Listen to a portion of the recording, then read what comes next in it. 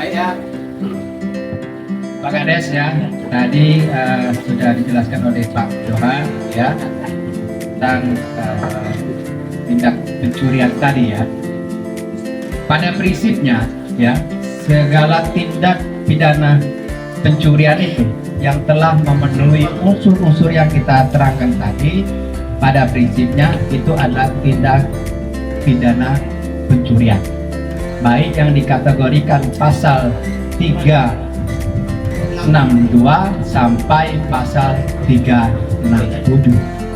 Kalau dia tindak pidana pencurian ringan, Pak Kades, yang di bawah 2.500.000 tadi, itu bisa dilakukan dengan upaya-upaya secara sosiologi ya, nanti diupayakan melakukan perdamaian ya, siapa pihak-pihak yang merasa dirugikan, karena dia tindak pidana ringan dan itu tidak boleh ditahan Pak Kades ya.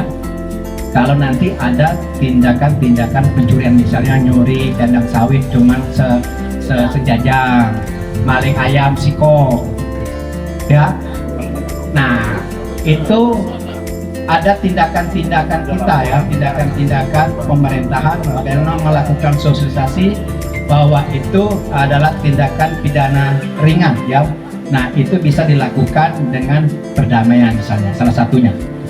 Nah untuk mengatasi itu Pak Kades sebenarnya bagi saya ada berbagai teori ya. Nanti dijelaskan oleh ada Ustadz kita ya. Itu menurut saya ya, upaya Pak Kades juga seluruh perangkat desa yang ada di desa itu mengupayakan melakukan sosialisasi tentang kejiwaan ya, artinya tingkat rohaninya ya, tingkat rohaninya itu ya secara masyarakat. Nah, itu peran Pak Kades bahwa mencuri itu adalah perbuatan jahat, adalah mencuri itu perbuatan haram. Nah itu tugas Pak Kades ya, itu yang pertama, walaupun itu secara kontinu.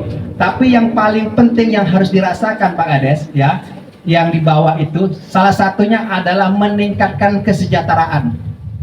Menurut saya ada peran Pak Kades meningkatkan kesejahteraan warganya dengan melakukan bagaimana dana yang terserap dari pusat, daerah dan desa itu bisa bermanfaat bagi masyarakat.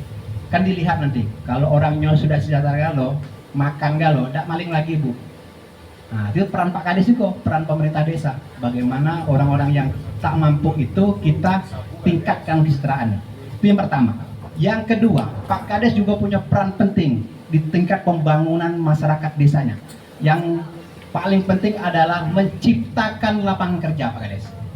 Nah Pak Kades itu ada dananya, itu bisa diciptakan lapangan kerjanya ya, bagaimana pemuda-pemudanya yang produktif itu bisa ditingkatkan keahliannya sehingga dia bisa menciptakan pekerjaan baru. Kalau yang suka beternak, suka dia nyablon, suka dia elektronik misalnya kan, suka dia mengelas. Nah itu Pak Kades bisa bagaimana meningkatkan itu bisa jalan. Itu yang kedua. Yang ketiga ya, Pak Kades itu juga punya peran penting ya, punya peran penting bagaimana meningkatkan sumber daya manusianya di masyarakat desa. Terakhir ini Pak Kades penting ya, nanti Pak Kades juga DPD-nya atau nanti yang juga di lingkaran kecamatan ini penting peningkatan sumber daya manusianya ya. Nah kita kaitkan di bidang hukum, karena orang yang sadar tentang hukum itu salah satunya dia punya kesadaran tidak melakukan tindak kejahatan. Itu salah satunya. Jadi kalau orang sadar hukum, kalau di luar negeri itu Pak, kalau antri itu antri. Kita kalau hajatan makan belum bisa antri. Saya pernah merasakan makan di Lubuk Linggau yang sudah tertib antri berapa bulan ini. Tertib bener dia antrinya. Jadi makan tuh tidak ribut kalau antri. Nah kita coba dari segi makan pun kalau hajatan tuh harus antri. Nah di sini Pak Kades punya peran penting bagaimana meningkatkan sumber daya manusia ya Pak Kades. Nanti di Setais ini, nanti kalau nanti Pak Kades bisa kerjasama Pak Kades, perangkatnya tuh Pak Kades, masyarakatnya tuh diberikan apa namanya suatu dana atau suntikan subsidi dari pemerintah desa untuk menyekolahkan anak-anak yang ada di desa. Itu salah satu meningkatkan sumber daya manusia. Terima kasih, saya Iri. Bila taufiq wal hidayah. Wassalamualaikum warahmatullahi wabarakatuh. Waalaikumsalam warahmatullahi wabarakatuh.